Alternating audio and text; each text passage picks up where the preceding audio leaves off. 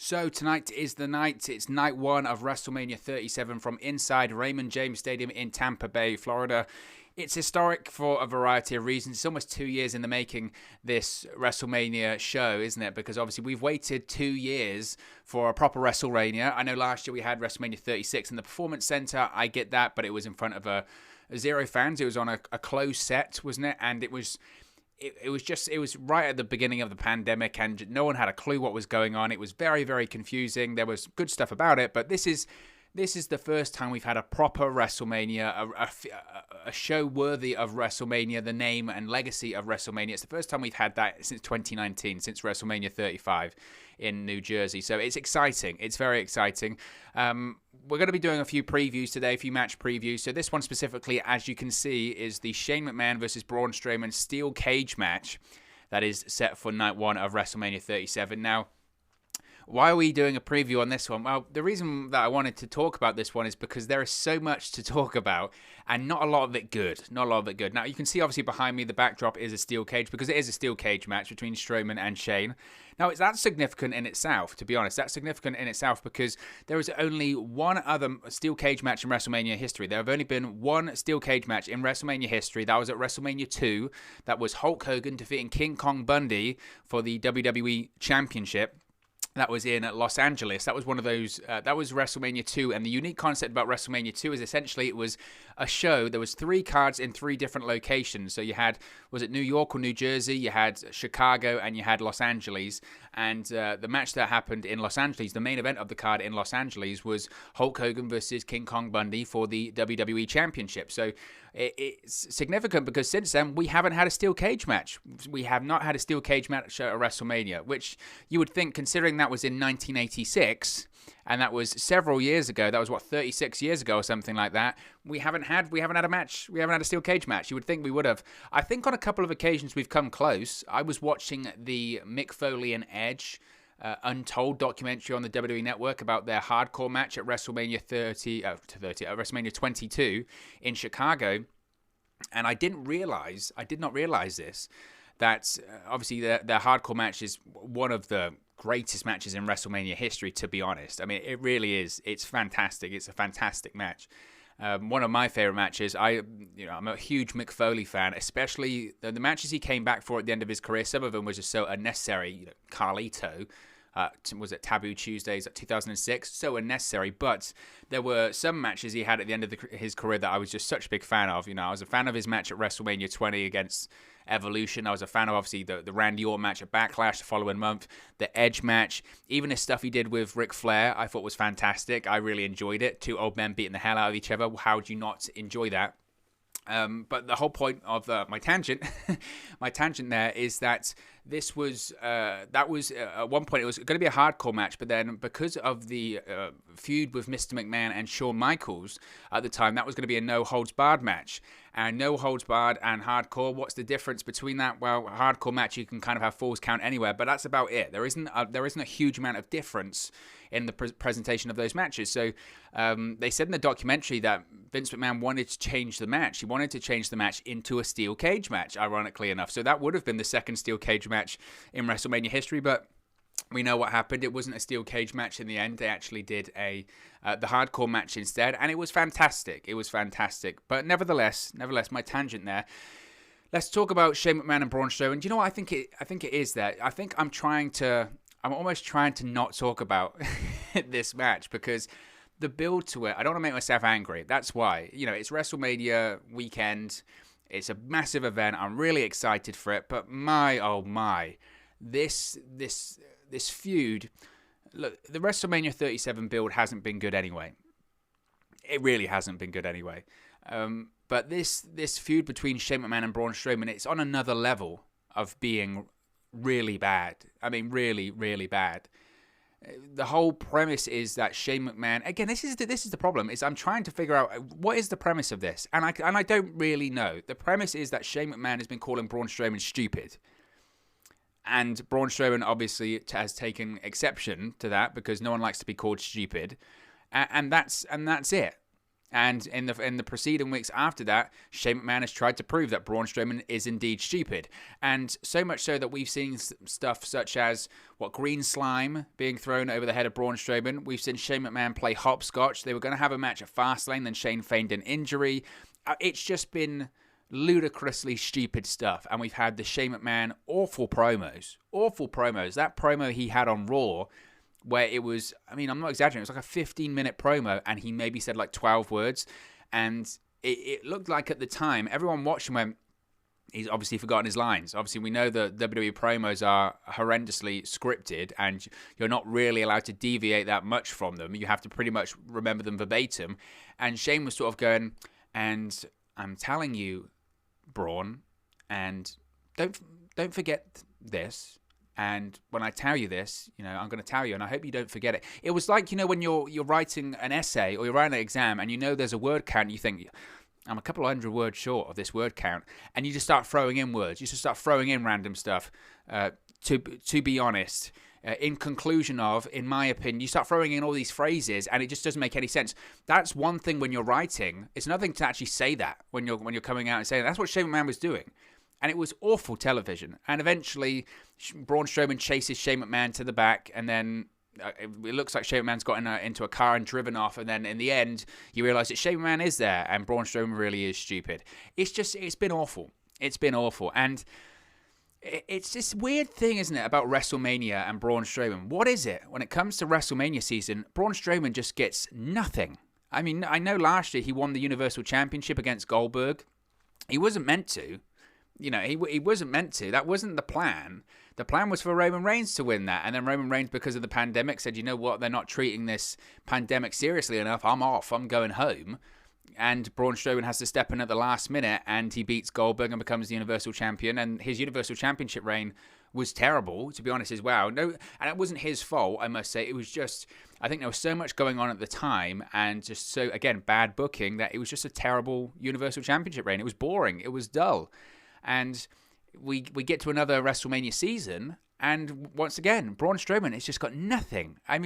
Look at this guy, what he's done around WrestleMania season. So his first WrestleMania was WrestleMania 32, and he wasn't even involved in the match. He was still very, very green at the time, but he's involved in the Wyatt family. He's involved in the John Cena, The Rock segment. If you're not going to be involved in the match, to be involved in a segment with The Rock and John Cena, thumbs up. You'll take it. You'll take that. That's pretty much as good as it gets, right?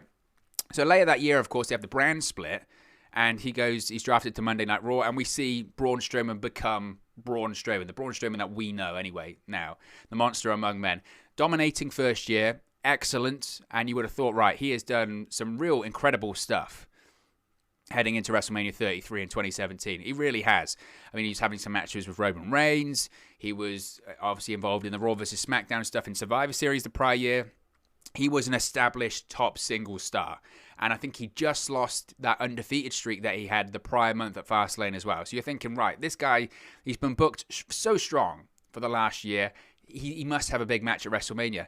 Andre the Giant Memorial Battle Royal, not even on the main card. He was on the pre-show, and he didn't even win it. He got eliminated because Mojo Rawley won that one, because Rob Gronkowski got involved. So after a year of being dominating, nothing happened. Nothing happened that WrestleMania. So you're thinking, right, okay, that is really odd. Nevertheless, next year, WrestleMania, right, it's going to be Braun Strowman's big WrestleMania moment.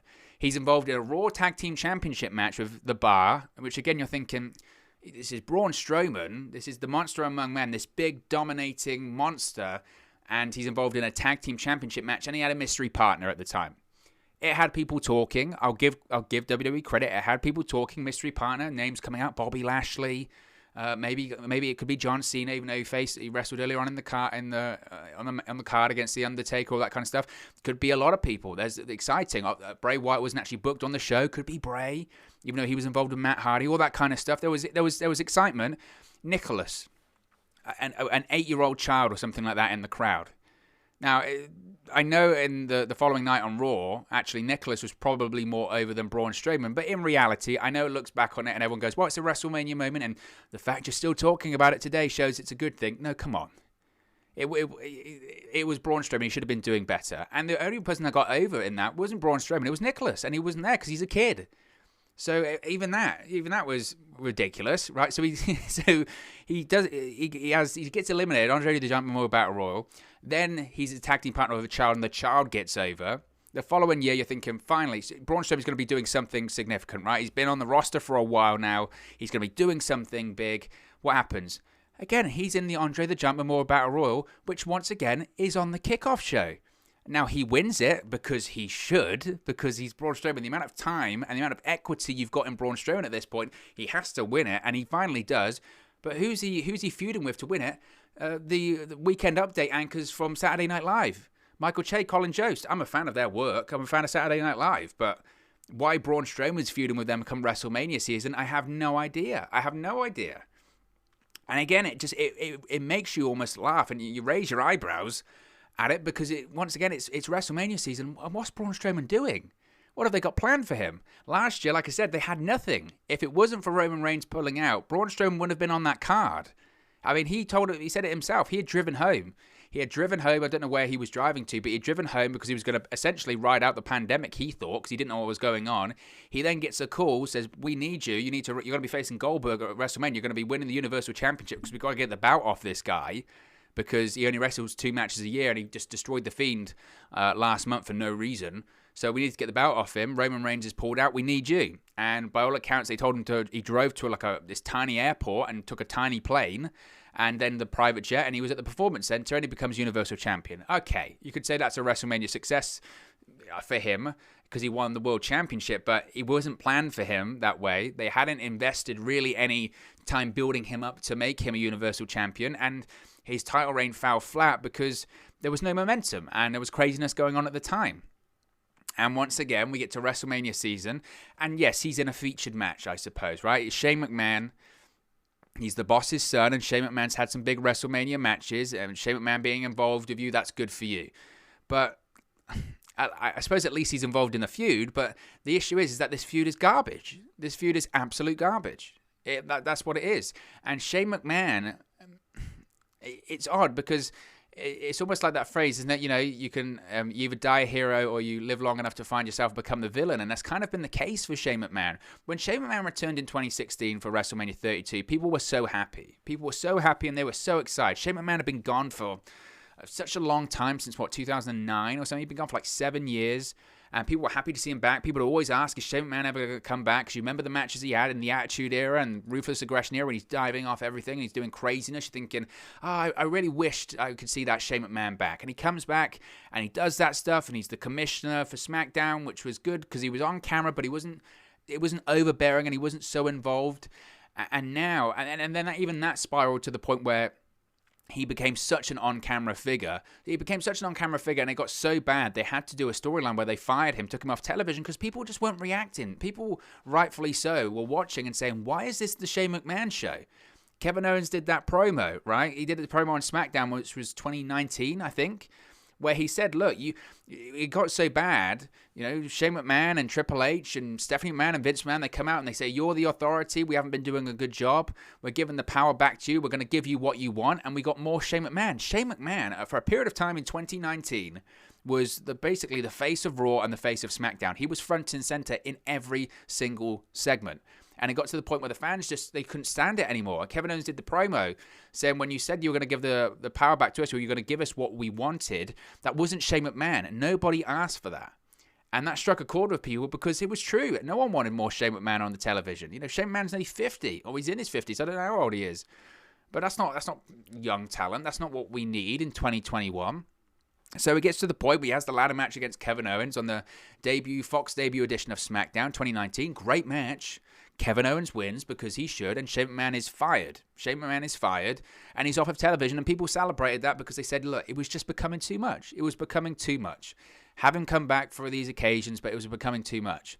And wouldn't you know it, it didn't take him long, about a year later, Shane McMahon back on television, back on Monday Night Raw. He's running Raw Underground, and at the time, when he came back for Raw Underground, WWE acknowledged that last time we saw him, he had been fired, but they just sort of went, well, he's a McMahon, and he's back now, and that's it. And everyone went, okay. And now Shane McMahon, once again, is a heel. at least when he was doing Raw Underground and he was back doing Raw Underground, it was kind of like, well, he's not the heel Shane McMahon. He's not this overbearing Shane McMahon. He's not a wrestler. He's not going to have matches. He's just sort of a host. He's sort of a host. And you're sort of like, well, I can tolerate that. I can tolerate that. But now it's the same character. It's the exact same character that was just way too much in 2019 and people were frustrated with in 2019. It's the exact same character, and it wasn't good then, and it's not good now. Now, who's going to win this match? You would think Braun Strowman has to win this match. If Braun Strowman loses to Shane McMahon, then I just feel bad for him anyway because of how his career's been booked in WWE in general. We're talking about a guy that's lost 1 million Universal Championship matches. He's put Brock Lesnar over 1 million times. He finally won the Universal Championship in the end last year, and his run was awful. And come WrestleMania season, his WrestleMania storylines is awful as well, have been awful. He deserves to have, a big moment inside of a stadium, have the fans be happy with him. It could be a big spot, maybe Braun. The only thing that's got going for this match is there's going to be some big stunt. There's going to be some big stunt. I don't know what it is, but there's going to be some big stunt, right? Because Shane McMahon jumps off of stuff and Braun Strowman breaks stuff. Braun Strowman's done a load of crazy spots in his WWE career where it's tipping over ambulances or four-wheelers, all that kind of stuff. That's what Braun does. Grappling hooks. He's done that kind of stuff, and Shane will jump off and stuff. So the bare minimum of this one that I think the reason people have stuck with it is because we're going to see something pretty outrageous, pretty like a good stunt or something like that. That's what we're going to see, and that's interesting, and we're going to see something like that. So what that is, I don't know. My concern is, and again, I think Braun Strowman should win, and hopefully he does. My concern is that this whole storyline is about Braun Strowman being stupid, right? Well, wouldn't it be stupid of Braun Strowman to be at the top of the cage with Shane McMahon and throw Shane McMahon from the top of the cage through some announce tables or something like that? Now, that would be stupid because it would be a great spot, but Shane McMahon would win the match, and then they kind of reinforce the point that Braun Strowman's, adult, basically. He's stupid. And that's my concern.